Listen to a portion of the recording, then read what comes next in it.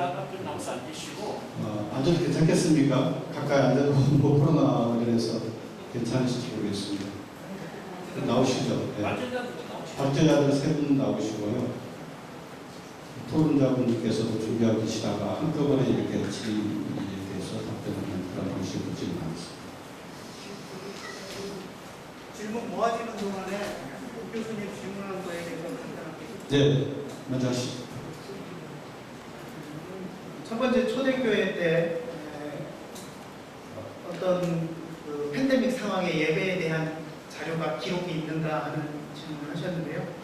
초대교회 때는 사실 예배에 대한 자료도 찾아보기가 힘듭니다.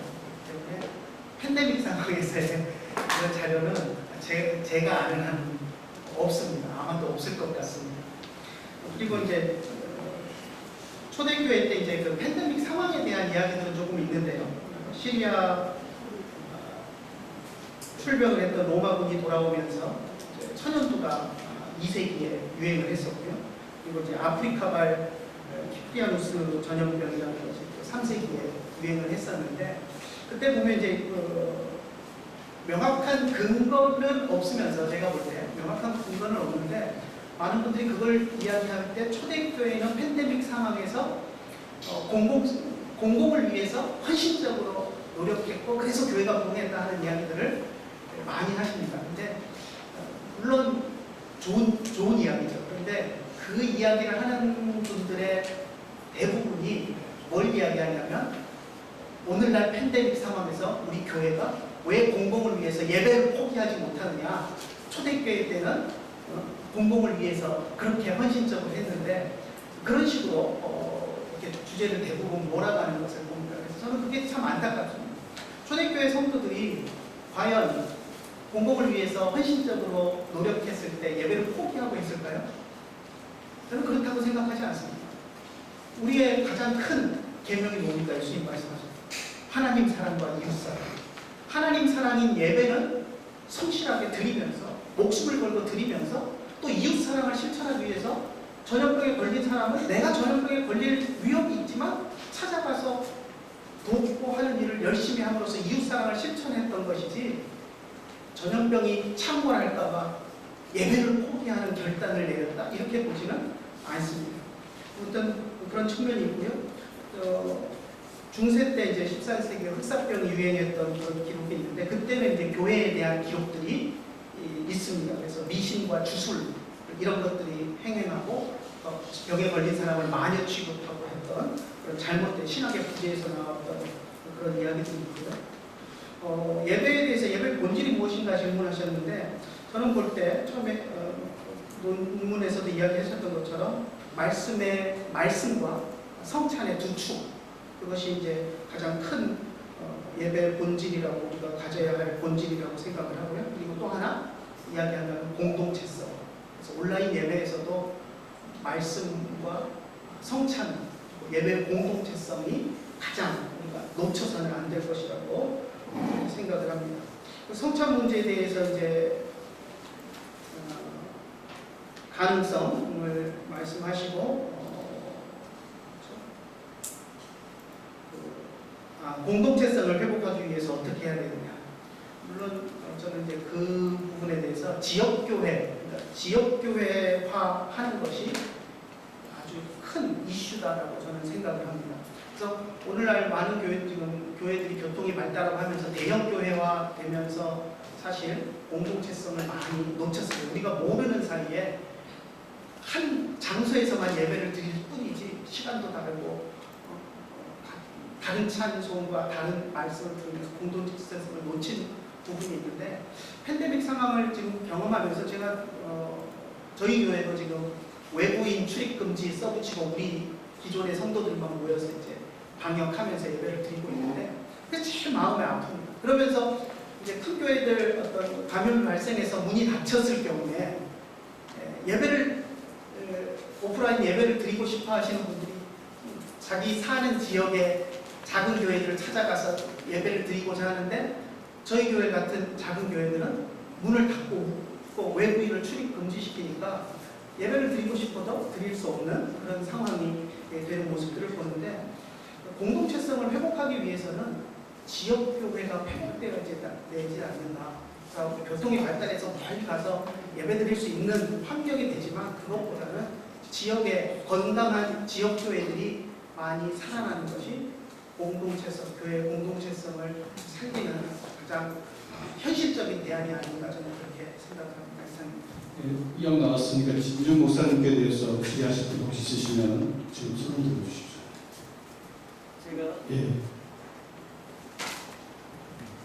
말씀하신 교수님만이 아니고 전체적으로 제가 많이 듣고 느끼고 한 것들 좀 말씀드리고 싶습니다. 교수님께서 각각 자기의 연구한 그런 분야에서 이렇게 조명해서 여러 가지 우리 한국교회 우리 모두에게 유익한 그런 이야기를 주셔서 참 우리 한국교회가 어떤 상황을 잘 파괴하는 데 좋은 길자리가 될 것이라고 생각합니다.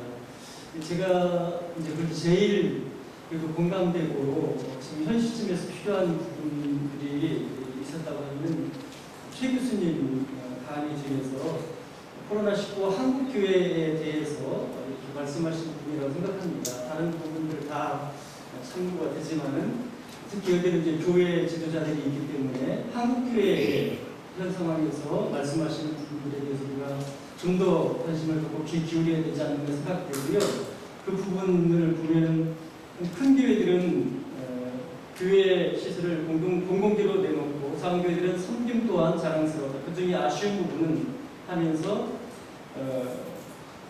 연일 언론이 공무원들이 예배를 감시러 나온 듯한 뉘앙스를 풍겼고 교회도 강성 발언으로 갈등을 빚었다.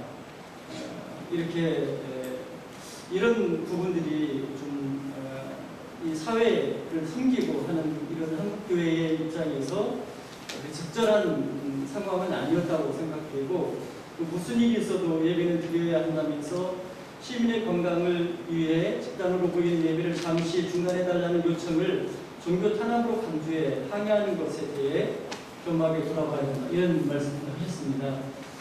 사실 언론에 또 인터넷에 보면 기독교에 대한 비판이 굉장히 많거든요. 기독교라고 저도 너무나 분하고 안타까웠습니다. 그런데 또 어떤 상황에서는 기독교라는 소리를 우리가 들어야 마땅하다는 생각도 사실은 들었습니다. 왜냐하면 우리들이 바르게 하지 못한 부분이 있기 때문이죠.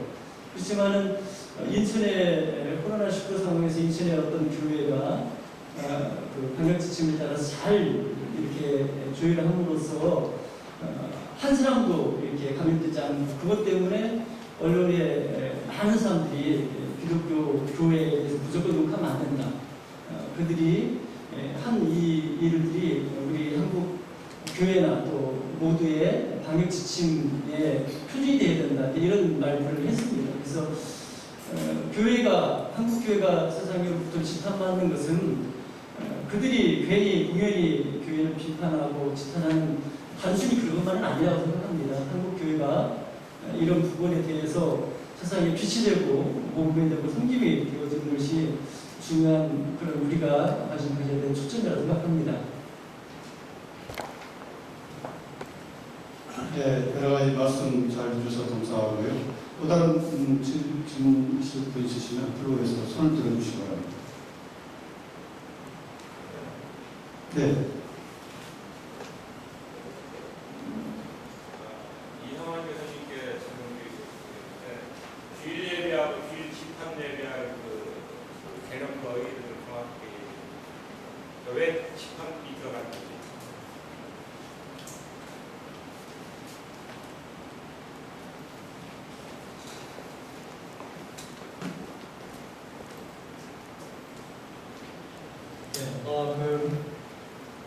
그 주일 예배가 이제 제가 말씀드린 것처럼 10개명 만에 주일 예배 그 안식일 계획이 있고 안식일 계획 토요일을 안식일로 지키는 그 개념이 이제 신약시대에 와서 그 예수님 부활하는 날로 전환되지 않습니까?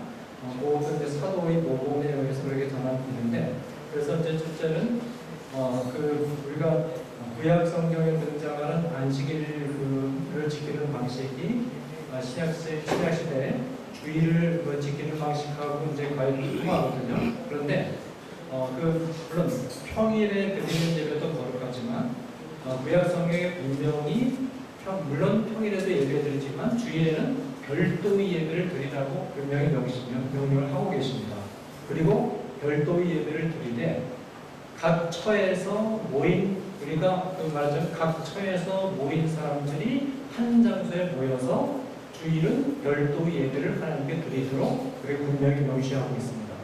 그렇기 때문에 우리가 주일에 드리는 예배는 특별한 예외적인 상황, 특별한 기단 상황, 코로나19나 이런 것으로 인해서 인간의 생명에 심각한 가까이 모여가지고 분명히 전염의 위험성이 있고 그래서 많은 사람들이 이제 그 전염돼 가지고 이제 어떤 피해를 볼 수 있는 그런 상황, 그런 상황이 아닌 한 장소에 모여서 집합으로 모여서 서로 교제하고 서로 얼굴도 보고 목소리도 맞춰서 찬양하고 그렇게 예배드리는 것이 표준적인 주일 예배의 방식이고 그래서 우리가 될 수 있으면 주일에 말하자면 흩어지지 말고 한 장소에 모여서 예배드리는 것이 굉장히 중요하다 그렇게 생각합니다.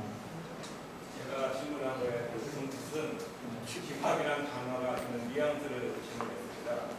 그럼 한국교회에서 여태까지 모든 주일 예배라고 했지 주일 집합 예배라고 해서 11시에 예배나 이런 글자를 쓰지 않았습니까?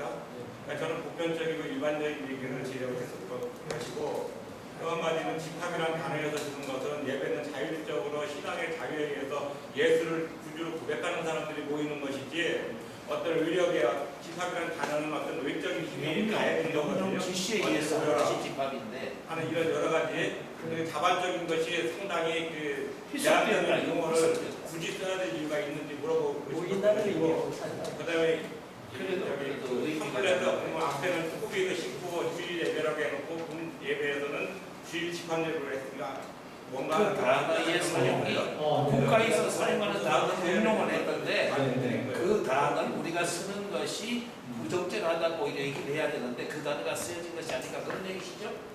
네, 그런 얘기로 여기서 이제 집합이라는 단어는 단순히 평범한 의미로 같이 모여서 예배 드린다. 그 정도로 이해를 하면 그게 악용될 수 있다는 얘기죠. 일반적인 것을 여기서 발표를 해야 되는데 네. 항상 어떤 교수님의 특정한 부분을 적용을 했어요. 그래서 지난번에도 한번 그런 적이 있어서 제가 지적을 했죠. 법신학적 정당성이라고 해서 법적 세계 정당성을 그렇게 얘기했었어요. 그러니까 이런 것들은 보편적인 것을 얘기를 하고 그다음에 내 개인 의견을 얘기하는 것이 올바른 저는 태도라고 생각하는데 주일 예배라고 여기까지 통상적으로 해왔지 주일 집합 예배라고 쓴 적은 단 하나도 본 적이 없습니다.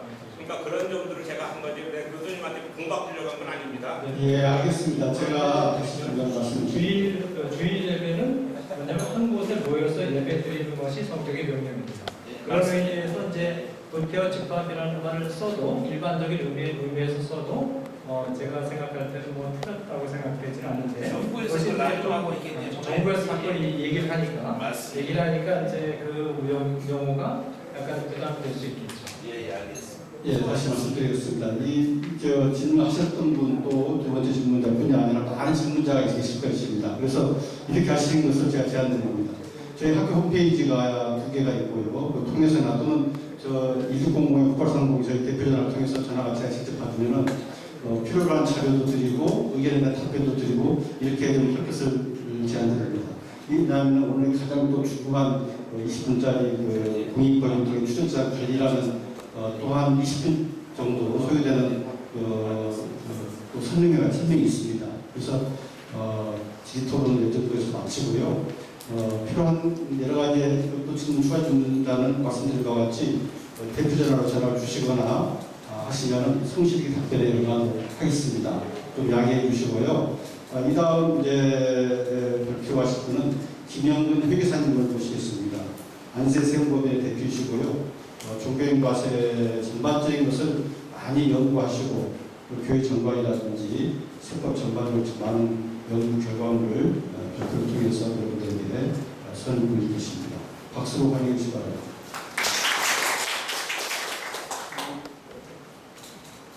오랜 시간 동안의 토론 세미나에 여러분 많이 지셨을 텐데 일단 제가 마지막 시간에 이렇게 배치가 돼서 많이 좀 피곤하시더라도 또 굉장히 또 중요한 내용이고 또 우리 교회가 세금을 관련해서 꼭 알아야 될 내용이다 보니까 이제 귀한 시간을 얻어서 예언님 말씀을 드리겠습니다. 저희들이 이제 2018년도부터 이제 종교의 소득이라는 제도가 시행이 돼서 이제 우리 교회